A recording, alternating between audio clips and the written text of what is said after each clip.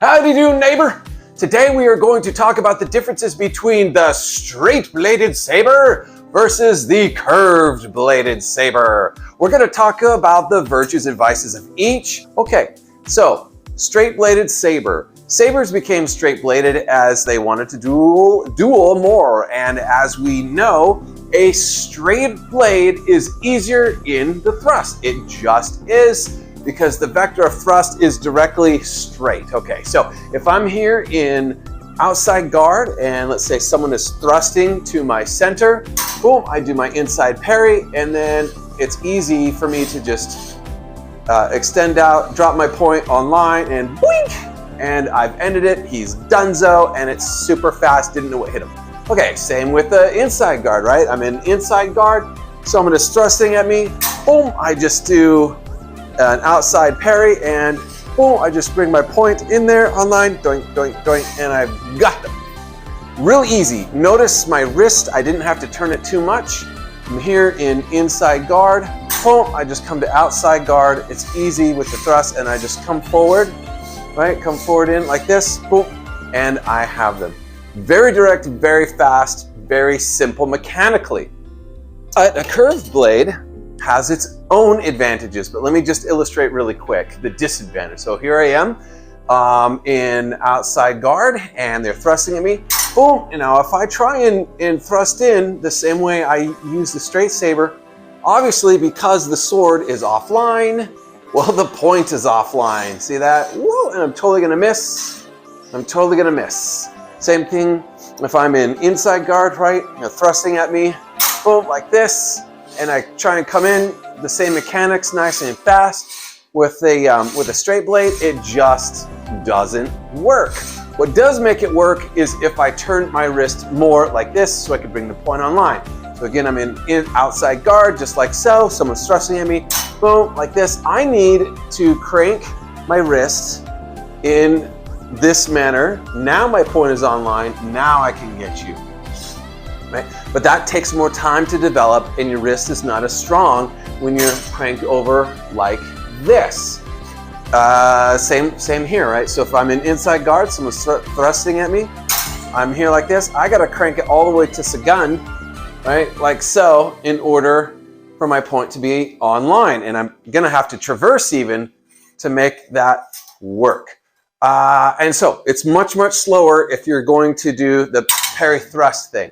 Now, let's talk about some advantages. Let's go back to inside guard, right? I'm in inside guard, someone is thrusting at me.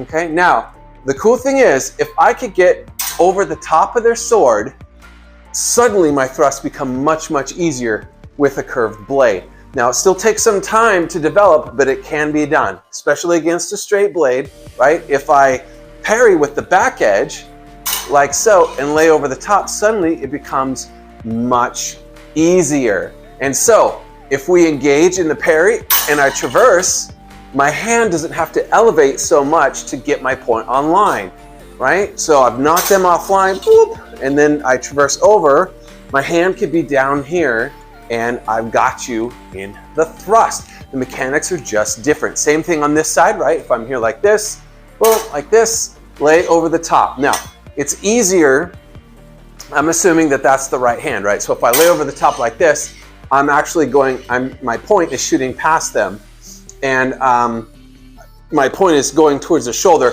not towards them, right? But if they're thrusting at me like this, and I happen to parry, and let's say that they try to redouble, so they want to traverse this way to get their point online to attack me. At that point, all I have to do is just shift a little, and then lay my point, lay my sword, the back of my blade, over theirs, and now my point is online right when they're traversing, and I got them, right? So it's really cool laying over the top of their blade to get them. Another example, let's say that someone is cutting at my leg, but it's a feint, right? So they got me down here, right? Hook, line, and sinker, and now they've come back around in their feint, and now they're gonna thrust at me.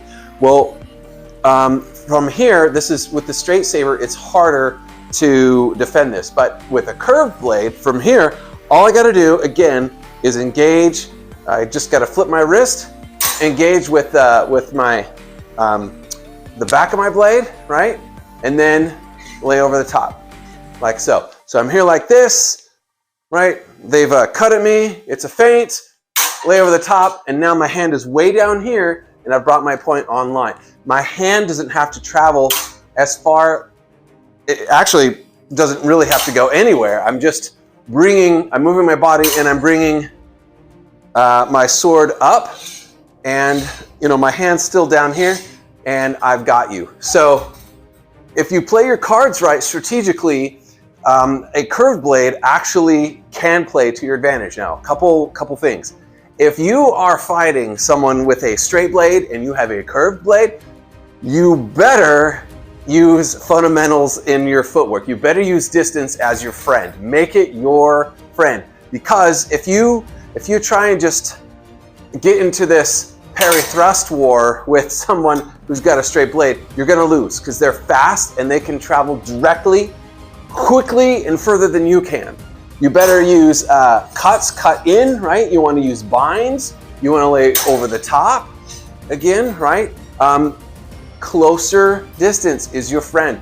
A curved sword is easier in a closer distance, right? So let's say that they're coming at you. I'm going to use hanging guard as an example. Say they cut at me, or they cut and then thrust, right? Right. If I step in and here I am like this, a curved blade works better in this situation, right? So from here, I want to hold them firm, right? I could even do this kind of thing, chop them in like this, right? Hold them real good. Step in with my back foot, grab their wrist or their hand, or if their sword has stopped, even the fort of their blade. It's okay. Now disengage, and at close range, you could take out their wrist or their arm, their bicep, and you just do full range motion cut, and it's easier to follow up with a second cut with a curved blade in close distance. It just is, right? It just is. So you want to use slashes, you want to use traverses, you want to lay over the top of their blade, and you can really mess them up on the angles, but you're fighting angles. You want to use the angles as your friend, not the direct lines, right? Direct lines belongs to the straight swords. The angles belong to the curved swords. It's just a nice rule of thumb. All right, everybody, I hope this was interesting for you. This is Coach Nate signing off. Always remember to slay your demons, and catch the next video, won't you? Take care.